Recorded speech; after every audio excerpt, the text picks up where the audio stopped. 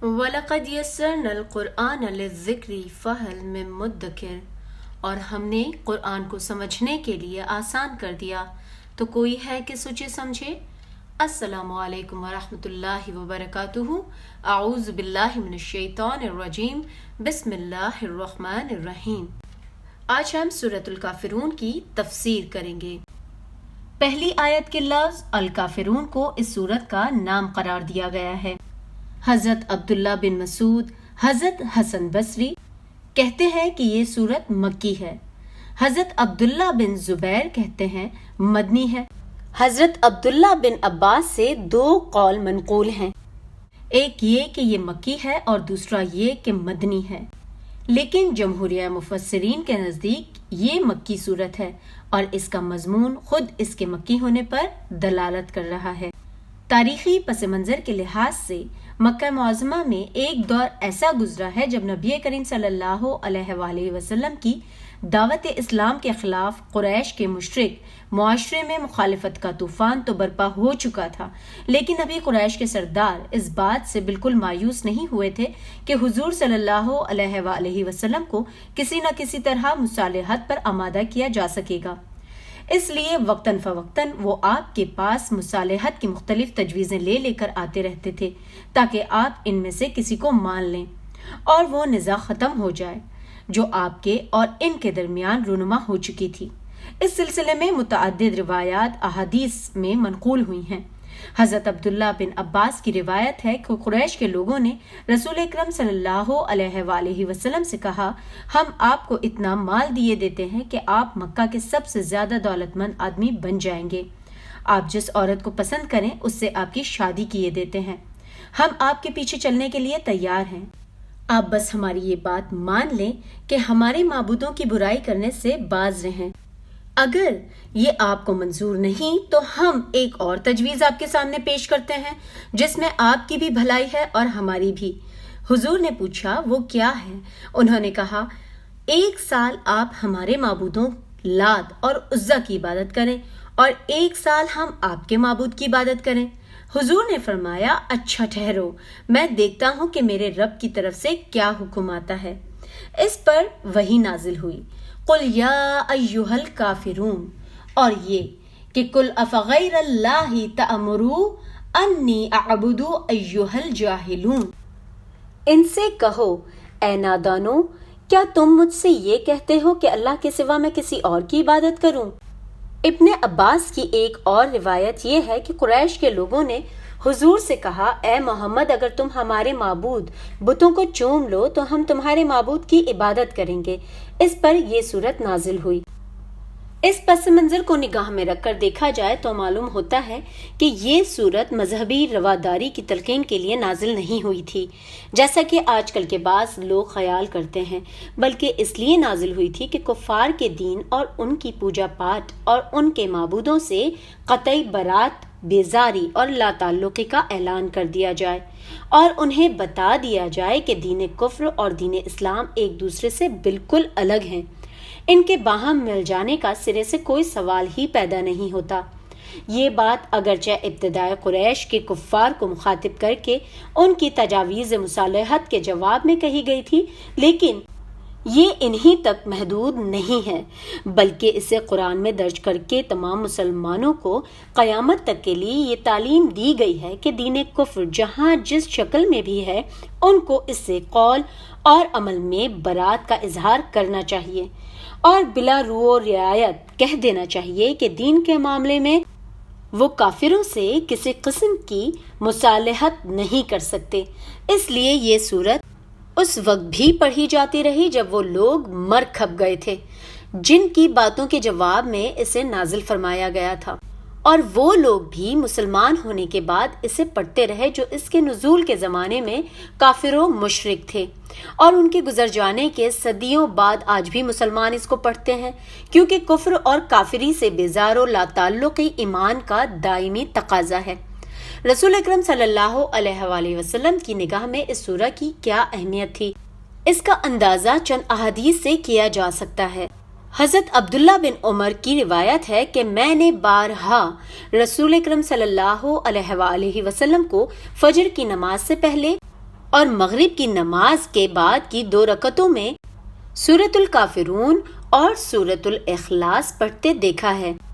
حضرت خباب کہتے ہیں کہ نبی کریم صلی اللہ علیہ وآلہ وسلم نے مجھ سے فرمایا کہ جب تم سونے کے لیے اپنے بستر پر لیٹو تو سورۃ الکافرون پڑھ لیا کرو، اور حضور صلی اللہ علیہ وآلہ وسلم کا خود بھی یہی طریقہ تھا کہ جب آپ سونے کے لیے لیٹتے تو یہ سورت پڑھ لیا کرتے تھے۔ ابن عباس کا بیان ہے کہ رسول اکرم صلی اللہ علیہ وآلہ وسلم نے لوگوں سے فرمایا، میں تمہیں بتاؤں وہ کلمہ جو تم کو شرک سے محفوظ رکھنے والا ہے، وہ یہ ہے کہ سوتے وقت قل یا ایھا الکافرون پڑھ لیا کرو۔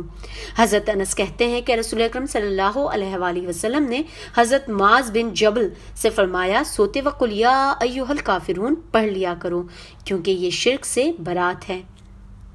اس سورہ میں حکم اگرچہ نبی کریم صلی اللہ علیہ وآلہ وسلم کو دیا گیا ہے کہ آپ کافروں سے یہ بات صاف صاف کہہ دیں، لیکن آگے کا مضمون یہ بتا رہا ہے کہ ہر مومن کو وہی بات کافروں سے کہہ دینی چاہیے جو بات کی آیات میں بیان ہوئی ہے، حتیٰ کہ جو شخص کفر سے توبہ کر کے ایمان لے آیا ہو، اس کے لیے بھی لازم ہے کہ دین کفر اور اس کی عبادات اور معبودوں سے اسی طرح اپنی برات کا اظہار کر دے۔ پس لفظ قل کہہ دو کہ اولین مخاطب تو رسول اکرم صلی اللہ علیہ وآلہ وسلم ہی ہیں، مگر یہ حکم حضور پاک صلی اللہ علیہ وآلہ وسلم کے ذریعے سے ہر مومن کو پہنچتا ہے۔ کافر کا لفظ کوئی گالی نہیں ہے جو اس آیت کے مخاطبوں کو دی گئی ہو، بلکہ عربی زبان میں کافر کے معنی انکار کرنے والے اور نہ ماننے والے کے ہیں، اور مومن کا لفظ مان لینے اور تسلیم کر لینے والے کے لیے کہا جاتا ہے۔ لہٰذا اللہ کے حکم سے نبی کریم صلی اللہ علیہ وآلہ وسلم کا یہ فرمانا کہ اے کافروں،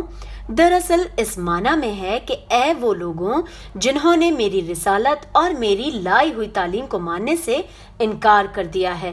اور اسی طرح ایک مومن جب یہ لفظ کہے گا تو اس کی مراد محمد مصطفیٰ صلی اللہ علیہ وآلہ وسلم پر ایمان نہ لانے والے ہوں گے۔ اے کافروں کہا ہے، اے مشرکوں نہیں کہا، اس لیے کہ مخاطب صرف مشرکین ہی نہیں ہے بلکہ وہ سب لوگ ہیں جو محمد مصطفیٰ صلی اللہ علیہ وآلہ وسلم کو اللہ تعالیٰ کا رسول اور آپ کی لائی ہوئی تعلیم و ہدایت کو اللہ جل شانہ کی تعلیم و ہدایت نہیں مانتے، خواہ وہ یہودی ہوں، نصارہ ہوں، مجوسی ہوں یا دنیا بھر کے کفار و مشرکین ہوں۔ اس خطاب کو صرف قریش یا عرب کے مشرکین تک محدود رکھنے کی کوئی وجہ نہیں۔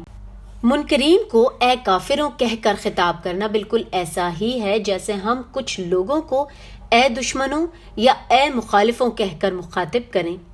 اس طرح کا خطاب دراصل مخاطبوں کی ذات سے نہیں ہوتا بلکہ ان کی صفت دشمنی اور صفت مخالفت کی بنا پر ہوتا ہے، اور اسی وقت تک کے لیے ہوتا ہے جب تک ان میں یہ صفت باقی رہے۔ اگر ان میں سے کوئی دشمنی و مخالفت چھوڑ دے یا دوست اور حامی بن جائے تو وہ اس خطاب کا مخاطب نہیں رہتا، بلکہ اسی طرح جن لوگوں کو اے کافروں کہہ کر خطاب کیا گیا ہے وہ بھی ان کی صفت کفر کے لحاظ سے ہے، نہ کہ ان کی ذاتی حیثیت سے۔ ان میں سے جو شخص مرتے دم تک کافر رہے اس کے لیے تو یہ خطاب دائمی ہوگا، لیکن جو شخص ایمان لے آئے وہ اس کا مخاطب نہ رہے گا۔ مفسرین میں سے بہت سے بزرگوں نے یہ رائے ظاہر کی ہے کہ اس صورت میں اے کافروں کا خطاب قریش کے صرف ان چند مخصوص لوگوں سے تھا جو رسول اکرم صلی اللہ علیہ وآلہ وسلم کے پاس دین کے معاملے میں مصالحت کی تجویزیں لے کر آتے رہتے تھے، اور جن کے متعلق اللہ تعالیٰ نے اپنے رسول کو بتا دیا تھا کہ یہ ایمان لانے والے نہیں ہیں۔ یہ رائے انہوں نے 2 وجوہ سے قائم کی ہے۔ ایک یہ کہ آگے لا اعبد ما تعبدون، جس کی یا جن کی تم عبادت کرتے ہو اس کی یا ان کی عبادت میں نہیں کرتا فرمایا گیا ہے، اور وہ کہتے ہیں کہ یہ قول یہود و نصارہ پر صادق نہیں آتا کیونکہ وہ اللہ تعالیٰ کی عبادت کرتے ہیں۔ دوسرے یہ کہ آگے یہ بھی فرمایا گیا ہے کہ ولا انتم عابدون ما اعبد، اور نہ تم اس کی عبادت کرنے والے ہو جس کی عبادت میں کرتا ہوں، اور ان کا استدلال یہ ہے کہ یہ قول ان لوگوں پر صادق نہیں آتا جو اس سورت کے نزول کے وقت کافر تھے اور بعد میں ایمان لے آئے، لیکن یہ دونوں دلیلیں صحیح نہیں ہیں۔ جہاں تک ان آیتوں کا تعلق ہے، ان کی تشریح ہم آگے چل کر کریں گے، جس سے معلوم ہو جائے گا کہ ان کا وہ مطلب نہیں ہے جو ان سے سمجھا گیا ہے۔ یہاں اس استدلال کی غلطی واضح کرنے کے لیے صرف اتنی بات کہہ دینا کافی ہے کہ اگر اس سورہ کے مخاطب صرف وہی لوگ تھے تو ان کے مرکھک جانے کے بعد اس سورہ کی تلاوت جاری رہنے کی آخر کیا وجہ ہے، اور اسے مستقل طور پر قرآن پاک میں درج کر دینے کی کیا ضرورت تھی کہ قیامت تک کے مسلمان اسے پڑھتے رہیں۔ اس میں وہ سب معبود شامل ہیں جن کی عبادت دنیا بھر کے کفار اور مشرکین کرتے رہے ہیں اور کر رہے ہیں، خواہ وہ ملائکہ ہوں، جن ہوں، انبیاء اور اولیاء ہوں، زندہ یا مردہ انسانوں کی ارواح ہوں، یا سورج، چاند، ستارے، جانور، درخت، دریا، بت اور خیالی دیویاں اور دیوتا ہوں۔ اس پر یہ سوال کیا جا سکتا ہے کہ مشرکین عرب اللہ تعالیٰ کو بھی تو معبود مانتے تھے، اور دنیا کے دوسرے مشرکین نے بھی قدیم زمانے سے آج تک اللہ کے معبود ہونے کا انکار نہیں کیا ہے۔ رہے اہل کتاب تو وہ اصل معبود تو اللہ تعالیٰ ہی کو تسلیم کرتے ہیں۔ پھر ان سب لوگوں کے تمام معبودوں کی عبادت سے کسی استثناء کے بغیر برات کا اعلان کیسے صحیح ہو سکتا ہے، جبکہ اللہ بھی ان میں شامل ہے؟ اس کا جواب یہ ہے کہ اللہ کو معبودوں کے مجموعے میں ایک معبود کی حیثیت سے شامل کر کے اگر دوسرے معبودوں کے ساتھ اس کی عبادت کی جائے تو وہ شخص جو توحید پر ایمان رکھتا ہے لازماً اس عبادت سے اپنی برات کا اظہار کرے گا، کیونکہ اس کے نزدیک اللہ معبودوں کے مجموعے میں سے ایک معبود نہیں بلکہ وہی ایک تنہا معبود ہے، اور اس مجموعے کی عبادت سرے سے اللہ کی عبادت ہی نہیں ہے، اگرچہ اس میں اللہ کی عبادت بھی شامل ہو۔ قرآن مجید میں اس بات کو صاف صاف کہا گیا ہے کہ اللہ کی عبادت صرف وہ ہے جس کے ساتھ کسی دوسرے کی عبادت کا شائبہ تک نہ ہو، اور جس میں انسان اپنی بندگی کو بالکل اللہ ہی کے لیے خالص کر دے۔ وَمَا أُمِرُوا إِلَّا لِيَعْبُدُوا اللَّهَ مُخْلِصِينَ لَهُ الدِّينَ حُنَفَاءَ، لوگوں کو اس کے سوا کوئی حکم نہیں دیا گیا کہ وہ بالکل ایک ہو کر اپنے دین کو اللہ کے لیے خالص کر کے اس کی عبادت کریں۔ یہ مضمون بکثرت مقامات پر قرآن میں پوری وضاحت کے ساتھ اور پورے زور کے ساتھ بیان کیا گیا ہے۔ ایک حدیث قدسی میں بیان کیا گیا ہے جس میں رسول اکرم صلی اللہ علیہ وآلہ وسلم فرماتے ہیں، اللہ تعالیٰ کا ارشاد ہے کہ میں سب سے بڑھ کر ہر شریک کی شرکت سے بے نیاز ہوں۔ جس شخص نے کوئی عمل ایسا کیا جس میں میرے ساتھ کسی اور کو بھی اس نے شریک کیا ہو، اس سے میں بری ہوں، اور وہ پورا کا پورا عمل اسی کے لیے ہے جس کو اس نے شریک کیا ہے۔ پس در حقیقت اللہ کو دو یا تین یا بہت سے خداؤں میں سے ایک قرار دینا اور اس کے ساتھ دوسروں کی بندگی و پرستش کرنا ہی تو وہ اصل کفر ہے جس سے اظہار برات کرنا اس صورت کا مقصود ہے۔ اصل الفاظ ہیں ما اعبدو۔ عربی زبان میں ما کا لفظ عموماً بے جان یا بے عقل چیزوں کے لیے استعمال ہوتا ہے، اور ذی عقل ہستیوں کے لیے من کا لفظ کہا جاتا ہے۔ اس بنا پر یہ سوال پیدا ہوتا ہے کہ یہاں من اعبد کہنے کے بجائے ما اعبدو کیوں کہا گیا ہے؟ اس کے 4 جواب عام طور پر مفسرین نے دیے ہیں۔ ایک یہ کہ یہاں ما بمانا من ہے، اور دوسرے یہ کہ یہاں ما بمانا الذی یعنی جو یا جس کے ہے۔ تیسرے یہ کہ دونوں فقروں میں ما مصدر کے معنی میں ہے، اور اس کا مطلب یہ ہے کہ میں وہ عبادت نہیں کرتا جو تم کرتے ہو، یعنی مشرکانہ عبادات، اور تم وہ عبادت نہیں کرتے جو میں کرتا ہوں، یعنی مؤاخذانہ عبادت۔ چوتھے یہ کہ پہلے فقرے میں چونکہ ما تعبدون فرمایا گیا ہے، اس لیے دوسرے فقرے میں کلام کی مناسبت برقرار رکھتے ہوئے ما اعبد فرمایا گیا ہے، لیکن دونوں جگہ صرف لفظ کی یکسانی ہے، معنی کی یکسانی نہیں ہے، اور اس کی مثالیں قرآن مجید میں دوسری جگہ میں بھی ملتی ہیں۔ مثال کے طور پر سورہ بقرہ آیت نمبر 194 میں فرمایا گیا ہے فَمَنِ اعْتَدَىٰ عَلَيْكُمْ فَاعْتَدُوا عَلَيْهِ بِمِثْلِ مَا اعْتَدَىٰ عَلَيْكُمْ، جو تم پر زیادتی کرے اس پر تم ویسی ہی زیادتی کرو جیسی اس نے تم پر کی ہے۔ ظاہر ہے کہ زیادتی کا ویسا ہی جواب جیسی زیادتی کی ہو زیادتی کی تعریف میں نہیں آتا، مگر محض کلام کی یکسانی کے لیے جواباً زیادتی کا لفظ استعمال کیا گیا ہے۔ اسی طرح سورہ توبہ آیت نمبر 67 میں ارشاد ہوا ہے، نسوا اللہ فنسیہم، وہ اللہ کو بھول گئے تو اللہ ان کو بھول گیا، حالانکہ اللہ بھولتا نہیں ہے، اور مقصود کلام یہ ہے کہ اللہ نے ان کو نظر انداز فرما دیا، لیکن ان کے نسیان کے جواب میں اللہ کے لیے نسیان کا لفظ محض کلام کی یکسانی برقرار رکھنے کے لیے استعمال کیا گیا ہے۔ یہ چاروں تعویلات اگرچہ ایک ایک لحاظ سے درست ہیں اور عربی زبان میں یہ سب معنی لینے کی گنجائش ہے، لیکن ان میں سے کسی سے بھی وہ اصل مدعا واضح نہیں ہوتا جس کے لیے من اعبد کہنے کے بجائے ما اعبد کہا گیا ہے۔ دراصل عربی زبان میں کسی شخص کے لیے جب من کا لفظ استعمال ہوتا ہے تو اس سے مقصود اس کی ذات کے متعلق کچھ کہنا یا پوچھنا ہوتا ہے، اور جب ماں کا لفظ استعمال ہوتا ہے تو اس سے مقصود اس کی صفت کے بارے میں اظہار خیال ہوتا ہے۔ یہ ایسا ہی ہے جیسے اردو زبان میں جب ہم کسی شخص کے متعلق پوچھتے ہیں کہ یہ صاحب کون ہیں تو مقصد اس شخص کی ذات سے تعارف حاصل کرنا ہوتا ہے، مگر جب ہم کسی شخص کے متعلق پوچھتے ہیں کہ یہ صاحب کیا ہیں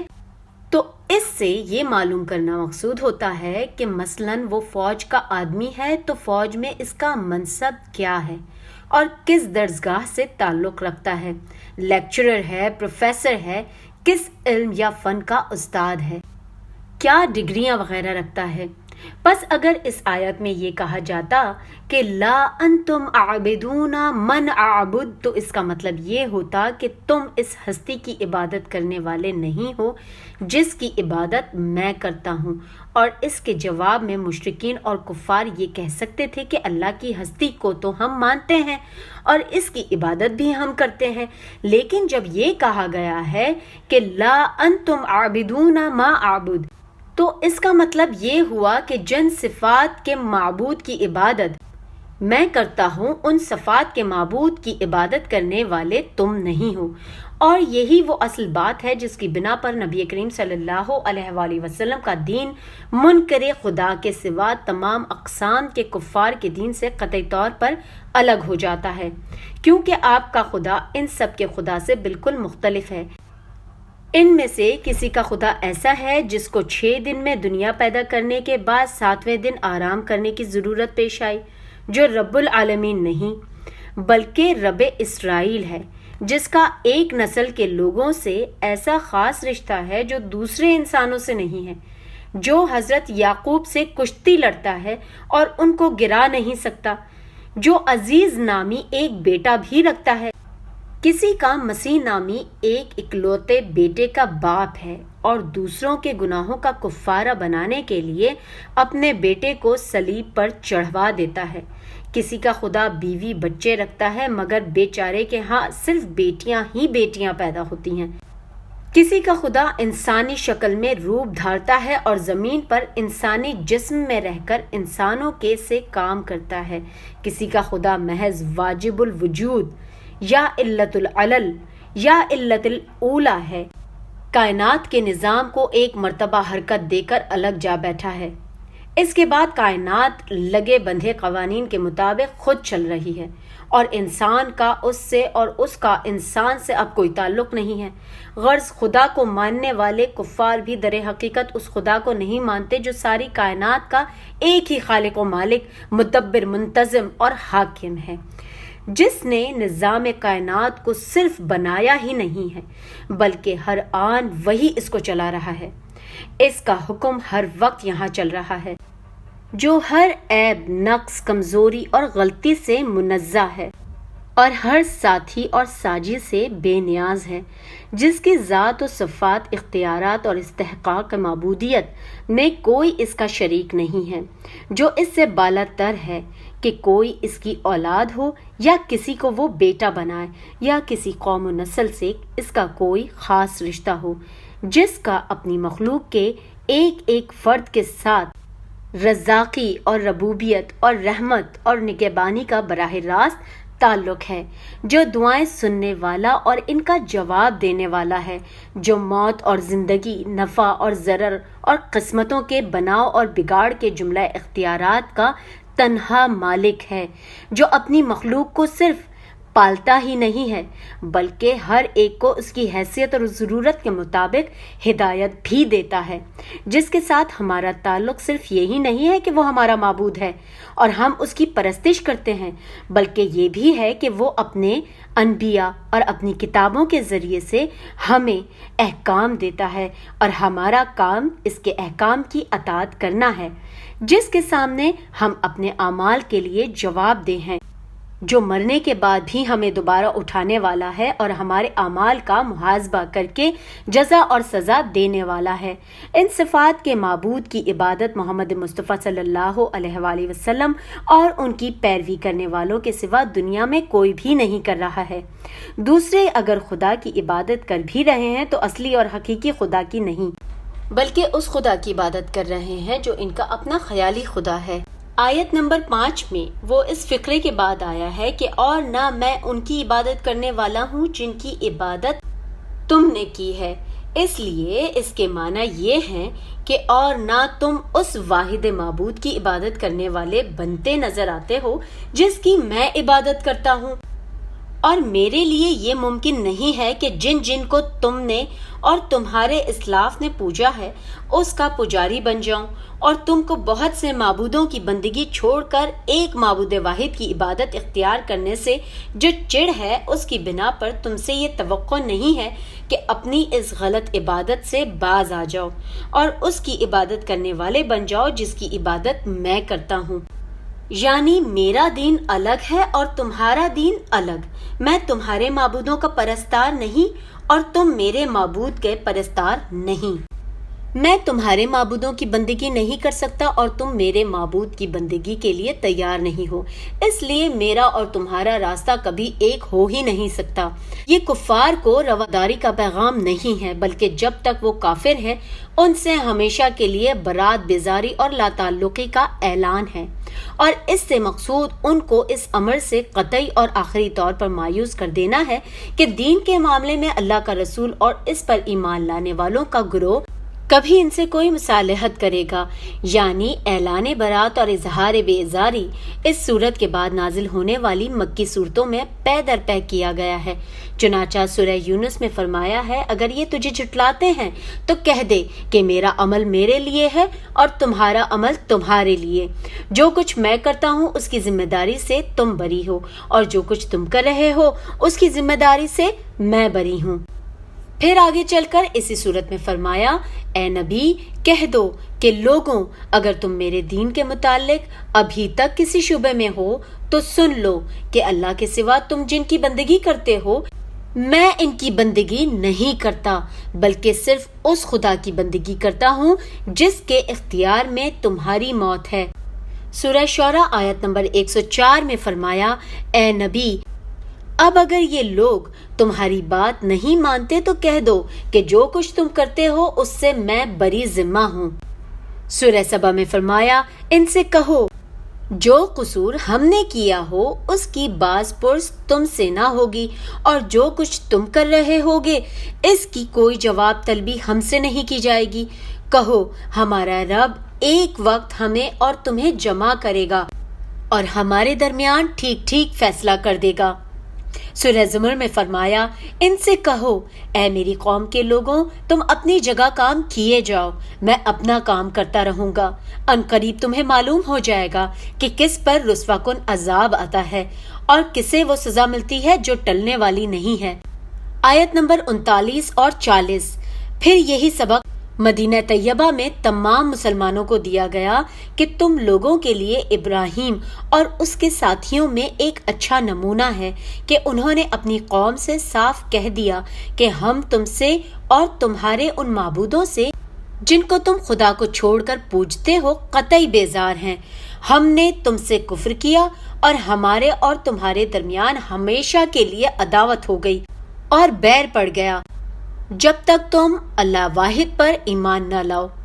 قرآن مجید کی ان پے در پے توضیحات سے اس شبے کی گنجائش تک نہیں رہتی کہ لکم دینکم ولی دین کا مطلب یہ ہے کہ تم اپنے دین پر قائم رہو اور مجھے اپنے دین پر چلنے دو، بلکہ یہ اسی طرح کی بات ہے جیسے سورہ زمر میں فرمائی گئی ہے کہ اے نبی ان سے کہو کہ میں تو اپنے دین کو اللہ کے لیے خالص کر کر اسی کی بندگی کروں گا، تم اسے چھوڑ کر جس کی بندگی کرنا چاہو کرتے رہو۔ اس آیت سے امام ابو حنیفہ اور امام شافعی نے یہ استدلال کیا ہے کہ کافروں کے مذاہب خواہ باہم کتنے ہی مختلف ہوں لیکن کفر بحیثیت مجموعی ایک ہی ملت ہیں۔ اس لیے یہودی عیسائی کا اور عیسائی یہودی کا اور اسی طرح ایک مذہب کا کافر دوسرے مذہب کے کافر کا وارث ہو سکتا ہے۔ دو ملتوں کی تشریح رسول اکرم صلی اللہ علیہ وآلہ وسلم نے اپنے اس ارشاد سے کر دی ہے کہ مسلمان کافر کا وارث نہیں ہو سکتا اور نہ کافر مسلمان کا وارث ہو سکتا ہے۔ شکر الحمدللہ سورۃ الکافرون کی تفسیر مکمل ہوتی ہے۔ اسی کے ساتھ اپنا اور آس پاس تمام لوگوں کا بہت زیادہ خیال رکھیے، دعاؤں میں یاد رکھیے۔ اللہ حافظ۔